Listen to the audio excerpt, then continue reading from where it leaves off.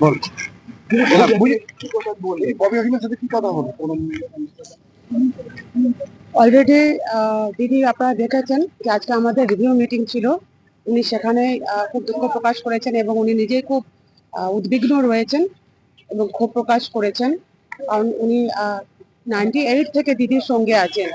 উনি আমাদের লিডার, এবং শুধু লিডার বলবো না, আমাদের তৃণমূলের অভিভাবক। এরকম একটা লোককে আজকে আমরা হারালাম। আমরা সবাই মালদাবাসী, বিশেষ করে তৃণমূল কংগ্রেসের যারা রয়েছে, আমরা খুবই ভীষণ দুঃখিত। আমরা চাই দিদি হাইয়েস্ট লেভেল, উচ্চ পর্যায়ের যে ইয়ে আছে সেটা ইনকোয়ারি করে দিয়ে যে অপরাধী আছে তাকে বের করে যত কড়া শাস্তি দেওয়া যায় সে কড়া শাস্তি দেওয়া। সিকিউরিটি তুলে নেওয়া হয়েছে, কি বলবেন? পুলিশের ভূমিকা নিয়ে তো প্রশ্ন উঠছে। অ্যাকচুয়ালি দেখুন, আমি আজকেই জানলাম, দিদির মুখ থেকেই আমি এটা শুনলাম যে ওনার সিকিউরিটি ছিল না।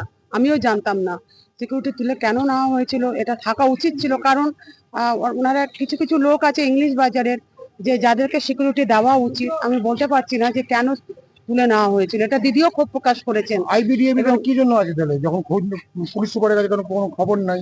অলরেডি ডিআইজি কেও বলেছেন আমাদের সিএম ম্যাডাম, ইনকোয়ারি চলছে। দেখুন, এখন তো পিএম হচ্ছে, তারপরে পরিবার সিদ্ধান্ত নিবে এটা যে কখন হবে। আমরা তো অলরেডি কাউন্সিলররা সবাই আমরা যাব, আবার বোঝানোর শোনার চেষ্টা করছি। মানে কালকেই হবে, ধরেন আজকে বৃহস্পতিবারও, ফলে কালকেই হবে। হ্যাঁ, অলরেডি দুজন শুনলাম যে গ্রেপ্তার হয়েছে, তাদেরকে কনভিকশন নেওয়া হয়েছে। দেখা যাক, আশা করি রাজ্যের বাইরে। দেখা যাচ্ছে বিহারের যোগ, কিভাবে দেখছেন, কি বলবেন? দেখুন, আমি শুনলাম যে একজন বিহারের আছে। তো আমরা বারবার বলছি যে যেসব বর্ডার এরিয়া গুলো রয়েছে সেই বর্ডার এরিয়া গুলো টাইট করা হোক। এবং আজকেও আমাদের রিভিউ মিটিং এ দিদি বলেছেন আমাদের যে বিএসএফ এর এটা ডিউটি যে কারা ঢুকছে কারা ঢুকছে না। তারপরেও বলবো যে আমাদেরও যদি কোনো গাফিলতি থেকে থাকে পুলিশ প্রশাসনের, আমরা চাই সিএম সেখানে কাউকে ক্ষমা করবেন না, এবং যেই থাকুক না কেন অ্যাকশন নেবেন দিদি। পুলিশ সুপারের মতো ক্ষিপ্ত প্রকাশ করেছে ম্যাডাম।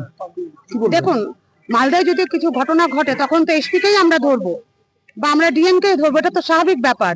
এত বড় ঘটনা ঘটে গেছে, আমাদের এত বড় একটা লিডার চলে গেছে, তাও প্রকাশ্য দিবালোকে এভাবে যেটা খুন হয়েছে, তো আমরা তো সেটাই করবো। সেটা তো আমরা তো এসপিকেই ধরবো না, উনি তো হেড আছেন। আমরা ঘটনাটা তো ঘটেছে, আমরা সবাই বলছি যে আমরা একটা মর্মান্তিক ঘটনা, এবং যেটা এক্সপেক্ট করা যায় না, এটা হওয়াই উচিত নয়।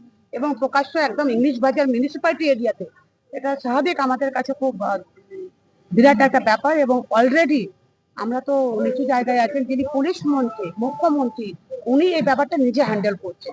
আপনারা ভরসা রাখুন, কেউ ছাড় পাবে না। যারা মাথায় আছে, যে মাথায় থাক, যত বড়ই মাথা থাক, ছাড় পাবেন। এই ঘটনার পর আপনারা রাজনৈতিক ব্যক্তিরা কতটা আতঙ্কে আছে? দেখুন, সব থেকে বড় কথা হচ্ছে না, আমরা তো যে আতঙ্কে আছি সেটা বড় কথা নয়। এভাবে যদি লিডারদের উপর অ্যাটাক হয়, সাধারণ মানুষ বা লিডারদের উপর অ্যাটাক হয়, পরিবারের বাচ্চারা খুব এফেক্টেড হয়। আমাদের যেমন আমি যখন বেরোচ্ছি, আমার মেয়েও আমাকে কোশ্চেন করে দিচ্ছে, মা সাবধানে থেকো, নাহলে রাজনীতি থেকে দূরে সরে যাও। পরিবারের বাচ্চাদের উপরে এফেক্ট হয়। ঠিক আছে।